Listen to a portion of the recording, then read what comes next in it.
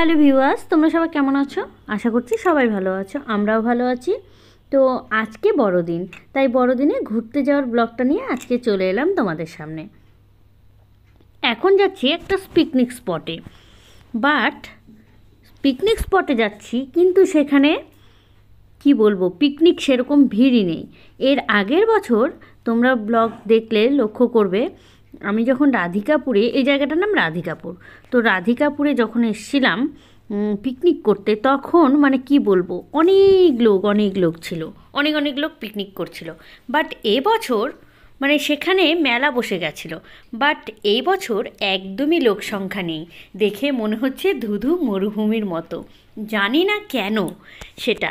আমরা যারা যারা এসছিলাম আগের বছর, তারাই আবার পরের বছর এসছি, মানে সবাই অবাক হয়ে গেছি যে এরকমটা কেন হচ্ছে। তো সত্যিই জানা নেই। তো এখন আমরা সেখান থেকে ঘুরে ঘুরে চলে এলাম রাধিকাপুর স্টেশনে।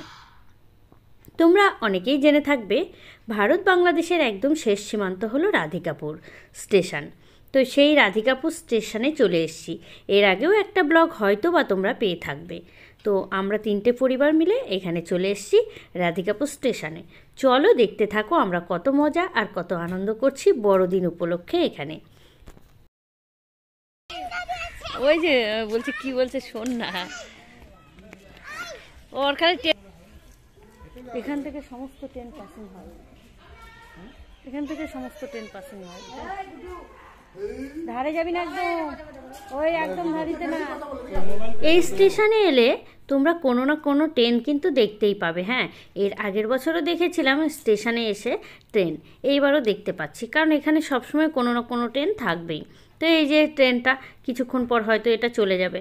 এখন আমরা ট্রেন রাস্তার ওপর দিয়ে, যদিও জানি এই রাস্তা খুব নোংরা থাকে, কিন্তু তবুও কিছু করার নেই, এই রাস্তার ওপর দিয়ে চলে যাচ্ছে একেবারে বর্ডারের কাছে। চলো দেখাই।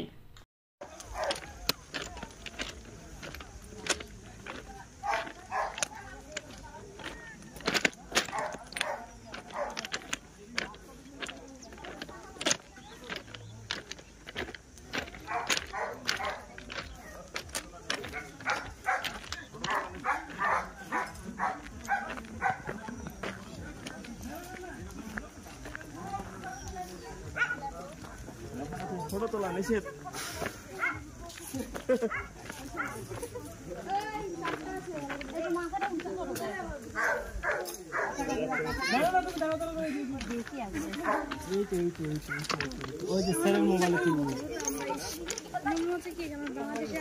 এটা হলো বাংলাদেশ, ওই পারে চলে যাবে।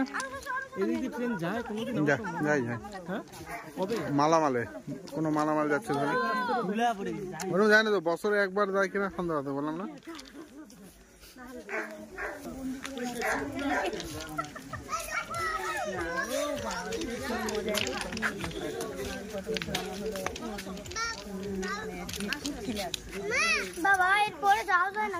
ওইটা বাংলাদেশ, ওই দিকটা। হ্যাঁ,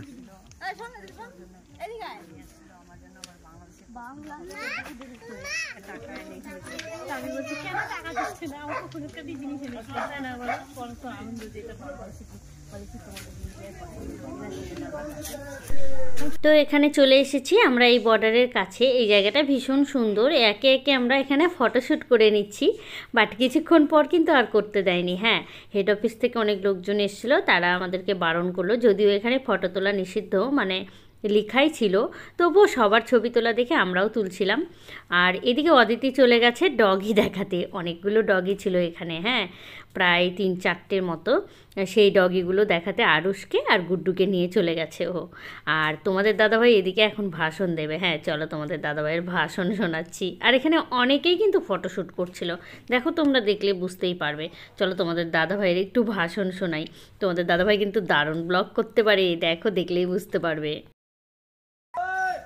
আর এটা হচ্ছে এদিকে হলো ভারতবর্ষ অর্থাৎ ইন্ডিয়া, আর এটা হচ্ছে সেই গেট যেটা ট্রেন লাইনের লাস্ট সীমানা। এরপরের হচ্ছে গেট যেটা আছে এদিকে ভিতরে, গেটের ওই পাশের অংশ, এই যে এই গেটটা দেখা যাচ্ছে, এই গেটে পেরিয়ে গেলে এইটা হচ্ছে আমাদের বাংলাদেশ। এটা পুরো বাংলাদেশ। এখন যে ভিউটা দেখা যাচ্ছে এটা পুরো বাংলাদেশের ভিউ, পুরো বাংলাদেশের ভিউ। আর এটা হচ্ছে সেই গেট, এটা হলো বাংলাদেশের গেট। আর এই পাশে যেটা আছে এই পাশে গেটটা এই যে দেখা যাচ্ছে দুটো গেট, এই পাশের গেটটা হচ্ছে ভারতবর্ষ আর ওই পাশের গেটটা হলো বাংলাদেশ। আর এই জায়গাটার নাম হলো রাধিকাপুর। এই যে এই গ্রিলের বাইরের দিকে যে অংশটা, এই যে আমরা যে নদীটা দেখতে পাচ্ছি, নদী তো না, একটা বিল টাইপের, এটা হচ্ছে বাংলাদেশ। এটা সম্পূর্ণ হলো বাংলাদেশ। এটা বাংলাদেশ। আর ওই তারকাটার ওই পাশেরটা হলো আবার ইন্ডিয়া, মানে ভারতবর্ষ। এইখানে সবাই আছি আমরা, এই যে ঘুরতে এসেছি।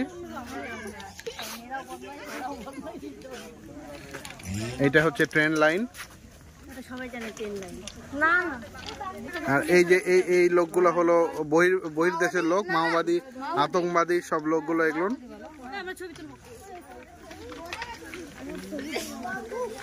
ওই পাশে যেটা দেখা যাচ্ছে এটাই হলো বাংলাদেশ, আর আমরা যেখানে দাঁড়িয়ে আছি এটা হলো ইন্ডিয়া।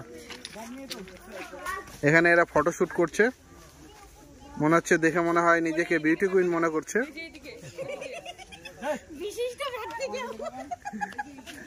মানে এটা ছবি তোলা হচ্ছে কারণ কিছুদিনের মধ্যে এটাকে ওই পারে পাচার করে দেওয়া হবে।